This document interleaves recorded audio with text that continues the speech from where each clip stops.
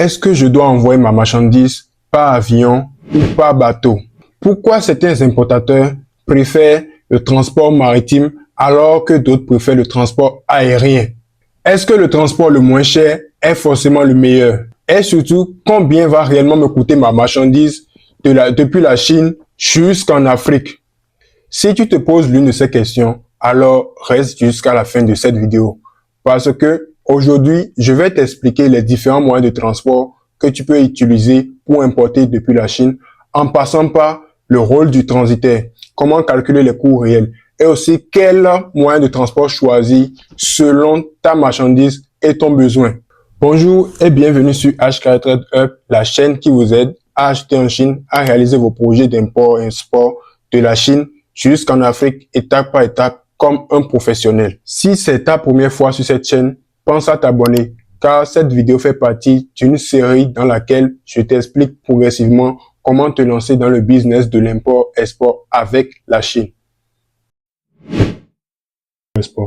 Tout d'abord, avant de parler de transport par bateau, de transport par avion, il y a une chose que vous devez impérativement comprendre.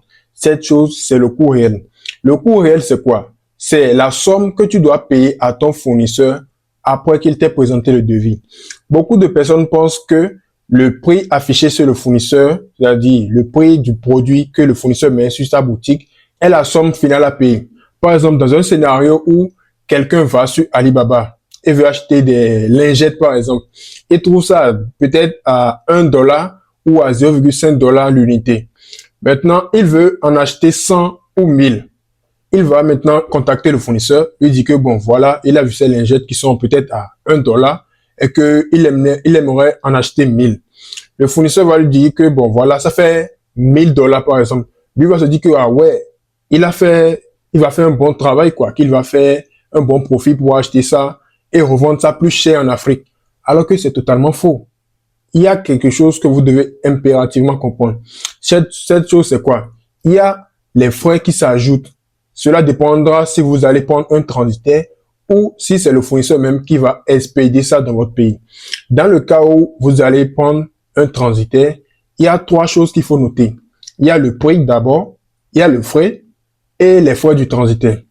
Pour le prix, ça c'est basique. C'est peut-être les $1000 par exemple. Ça, c'est le prix du produit en question. Maintenant, le fret. Le fret, c'est quoi? Dans le domaine de l'import-export, le fret, c'est le transport en question. Et il y a le transport sur place, le transport interne. Donc, dans notre cas, nous, comme nous disposons déjà d'un transitaire, le fret, c'est le transport interne, le transport en Chine. Donc, le fret va s'ajouter aux $1000 par exemple. Donc, par exemple, le fournisseur peut vous dire que votre fret est estimé à $100. Donc, ce que le transitaire essaie de vous dire par là est que le transport de son usine ou de son entrepôt à l'entrepôt de votre transitaire va vous coûter $100. Donc, ce qui revient à dire que la somme, le coût réel que vous devez payer à votre fournisseur, c'est $1100. Donc, si vous lui payez $1100, il va faire la commande, il va rassembler les lingettes toutes ensemble et livrer ça dans l'entrepôt de votre transitaire.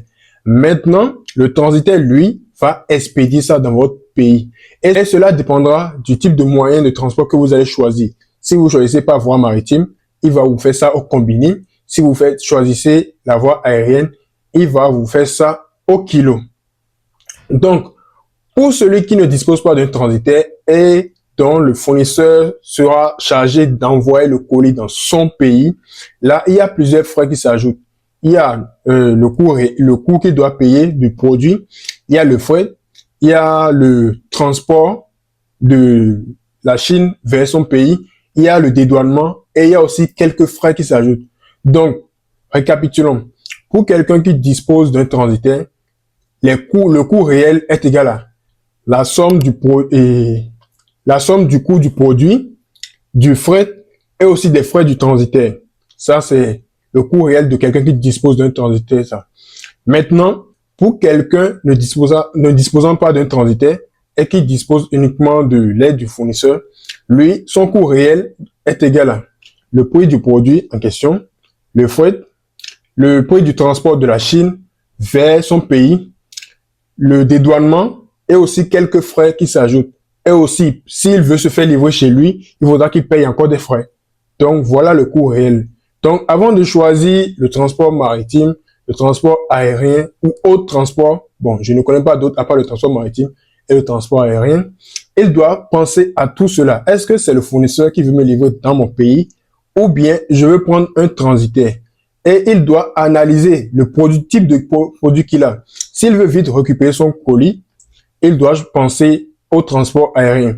Mais s'il veut récupérer ça tardivement ou c'est pas un produit dont il a besoin sur le coup et qu'il peut patienter 1, 2, 3, 4 mois même avant de récupérer le colis, il peut envoyer par maritime. Mais il y a aussi une chose. Si votre colis est lourd et très volumineux, moi, je vous conseillerais de prendre la voie maritime parce que généralement, par voie aérienne vers l'Afrique, le kilo est à 10 000. Bon, cela dépend des pays. Par exemple, au Bénin, si on doit prendre le cas du Bénin, si vous voulez envoyer un colis par avion, cela va vous coûter 9 000 pour les produits normaux. Quand je parle de produits normaux, vous avez les t-shirts, les casquettes, de petits trucs qui ne sont pas des produits, voilà, à forte valeur perçue, quoi. Donc, pour les produits normaux, vous allez payer 9 000 le kilo. Mais quand c'est les produits, voilà, qui dépassent un peu la valeur perçue, vous allez devoir payer des fois 10 000, 10 500, ainsi de suite. Mais si vous prenez pas la voie maritime, cela vous reviendra moins cher. Mais c'est juste que cela va vous prendre du temps.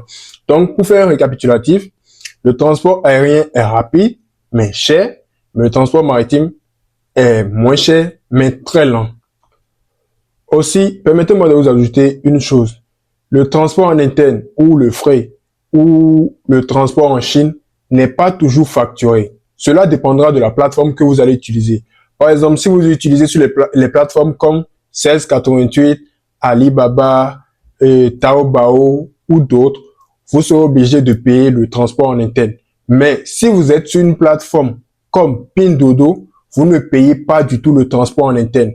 Donc, si je dois récapituler, dès que vous achetez un colis sur Pinduoduo, par exemple, le fournisseur ne vous demande pas de payer le prix du transport, non. Le fournisseur va juste prendre le colis et livrer à destination. Et aussi, permettez-moi de vous dire que je prépare une formation complètement gratuite sur ma chaîne ici, une formation complètement gratuite sur Pinduoduo.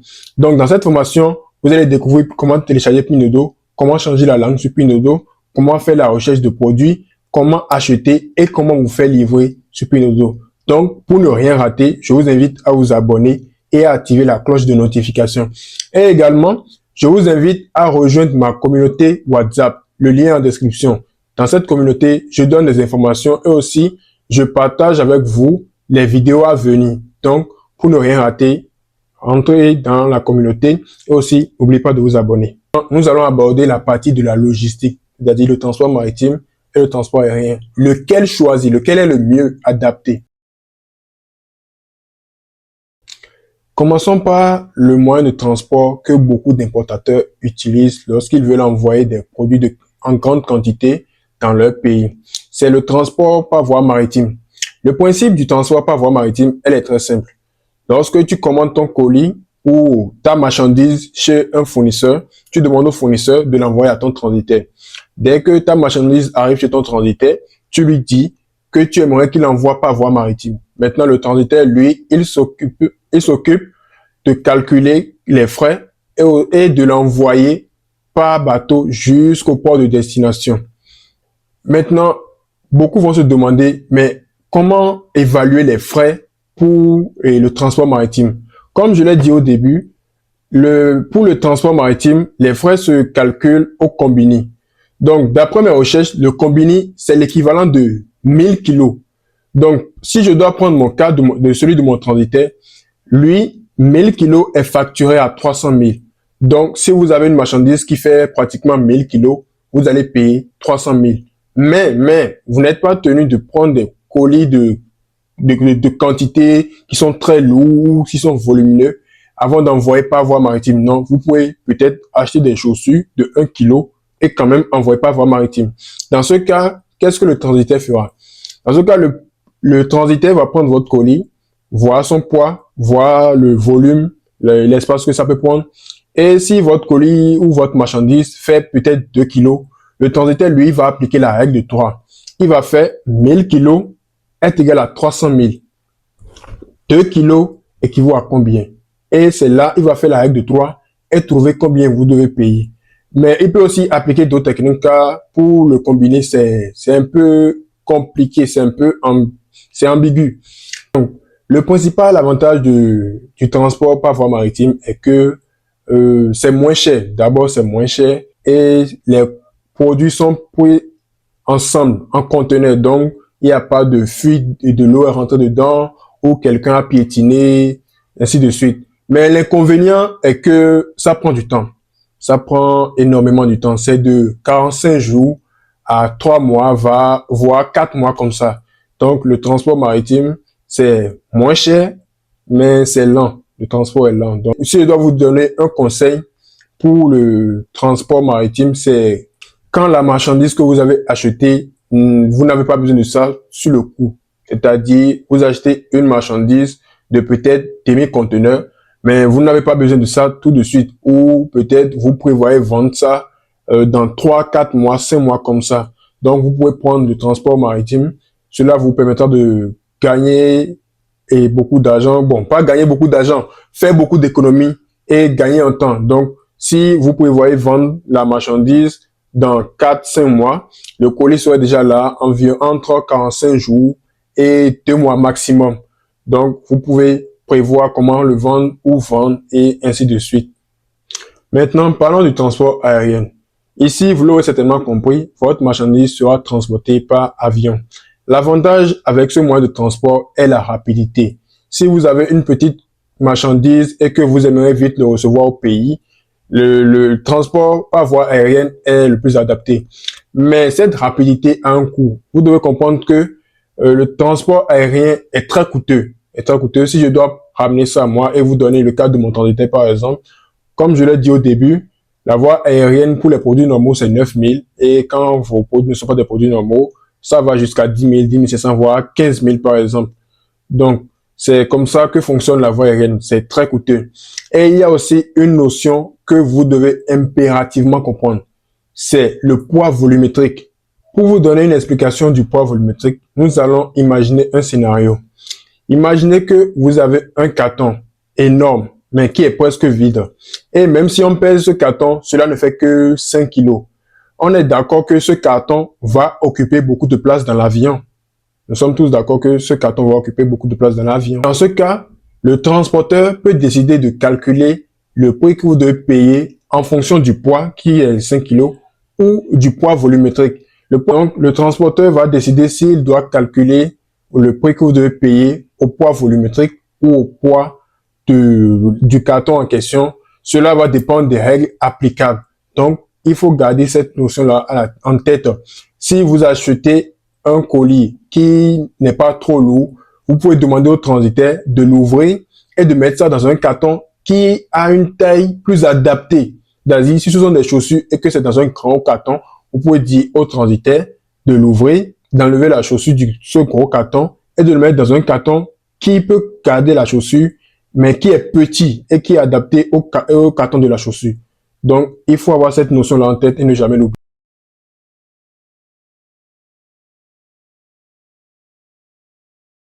Maintenant, nous arrivons à une partie très importante de cette vidéo. Donc, je vous demande de suivre encore plus, d'être plus attentif. Dans cette partie, je vais vous montrer quels moyens choisir selon votre situation et selon vos besoins. Donc, on est parti.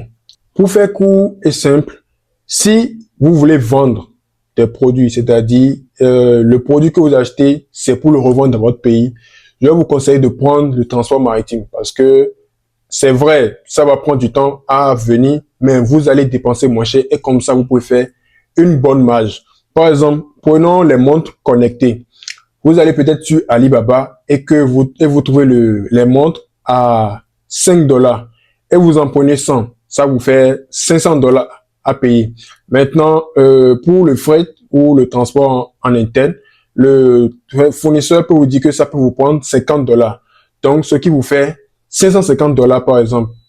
Donc, pour faire une bonne marge, il faut peut-être vendre les montres connectées, l'unité à peut-être 20 $ pour faire une bonne marge.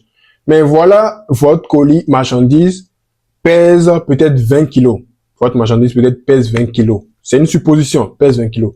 Et que vous décidez de prendre la voie aérienne. Donc, quand ça va venir chez le transitaire peut vous dire, bon, ça, ce ne sont pas des produits normaux parce que ce sont des montres connectées. Puis voilà, on a une forte valeur perçue des montres connectées. Le transitaire peut vous dire que, bon, pour vos montres connectées, le kilo sera facturé à peut-être 10 500. Donc, 10 500. Et maintenant, votre marchandise fait 20 kilos. Il faut faire 10 500 fois 20. Ce qui fait entre 200 et quelques mille. 200 et quelques mille francs. Ajoutez encore aux $500. Donc, même si vous vendez vos montres à $20 dans votre pays, vous n'allez pas faire une très bonne marge. Vous n'allez pas faire une très bonne marge ou carrément vous serez en perte. Donc, pour faire simple, lorsque vous faites un achat et c'est à but commercial, c'est-à-dire vous voulez revendre dans votre pays, il est conseillé de prendre la voie maritime. Mais, il y a un mais. Si vous voulez vendre dans votre pays, vous voulez acheter une marchandise et la revendre dans votre pays, vous pouvez regarder le poids que le produit en question peut prendre. Par exemple, pour des produits légers, comme les chaînes, comme ça là par exemple, ou les boucles d'oreilles, ou les bracelets, les petits trucs, des trucs de quelques grammes, de 30 grammes et autres, vous pouvez en acheter beaucoup et ça sera toujours, et le kilo ne sera pas trop élevé. Par exemple, si on prend l'exemple de ces chaînes, vous pouvez acheter 100. Vous pouvez acheter 100 et le kilo peut tourner autour de 2 kilos par exemple. Donc, ça revient à 20 000 et vous pouvez vendre ces chaînes à peut-être 3 000. C'est possible, vous pouvez faire une très bonne marge là-dessus. Et aussi, il faut choisir le transport aérien quand vous achetez une marchandise, mais que peut-être vous ne souhaitez pas revendre. Vous ne souhaitez pas revendre ça, vous voulez peut-être acheter ça pour vous-même ou donner à quelqu'un pour lui faire plaisir. Par exemple, pour une chaîne comme ça, pour faire plaisir à votre frère ou à votre petit ami, par exemple, vous pouvez choisir la voie aérienne.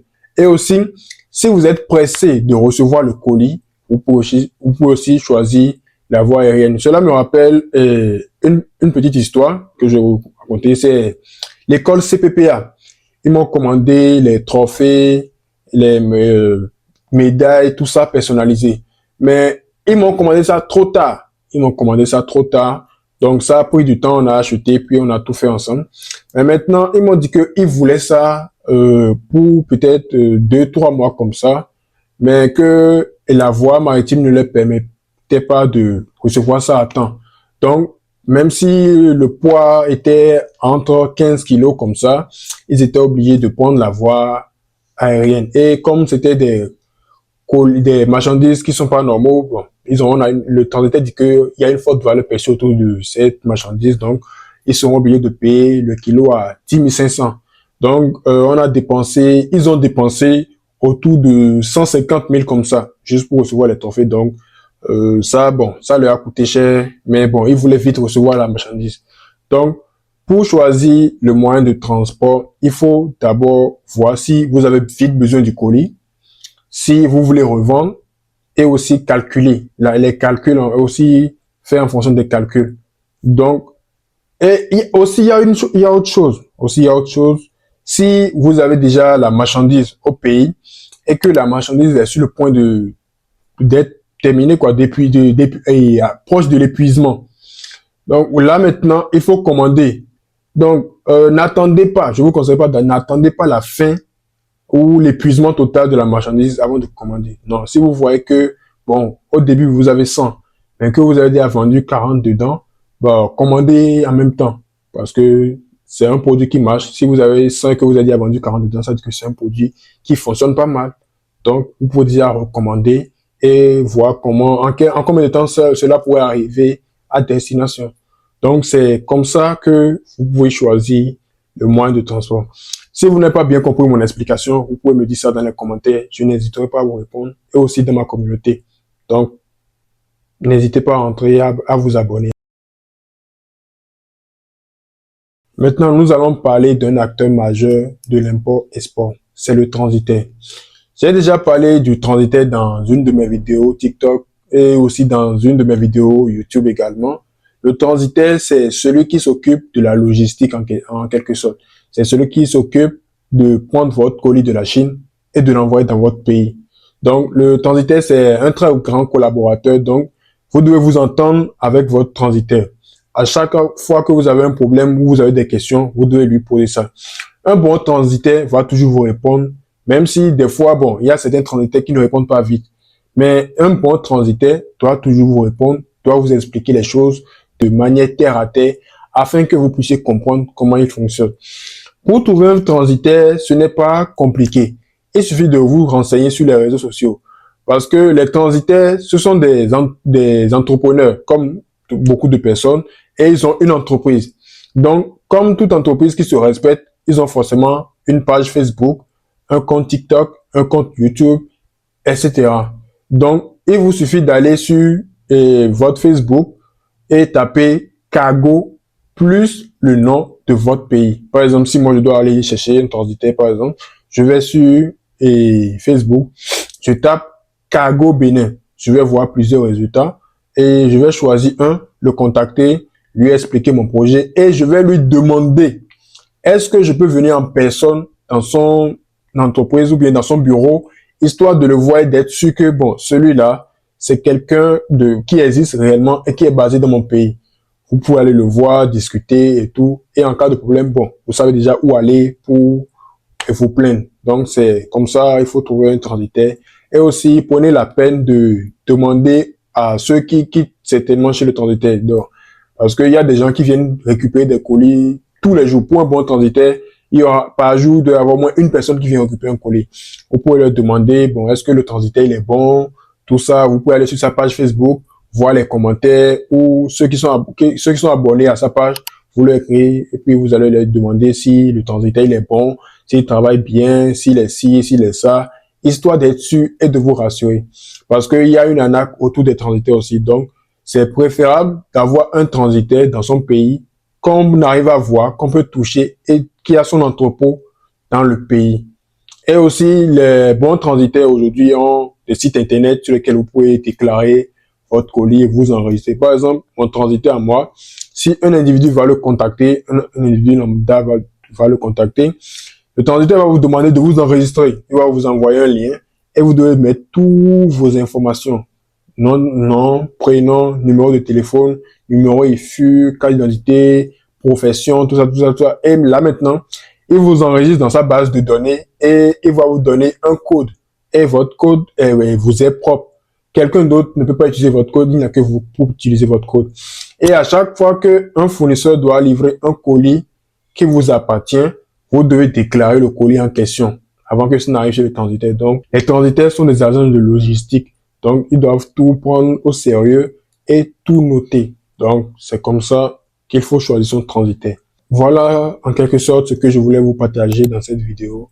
Donc, n'hésitez pas à liker, à vous abonner. Et aussi, je vous invite à me dire en commentaire ce que vous avez compris, ce que vous n'avez pas compris. Et aussi, ce dont vous avez déjà connaissance et ce que vous aimeriez comprendre davantage. Donc, n'hésitez pas à me dire ça en commentaire. Et puis, on est parti. Bye.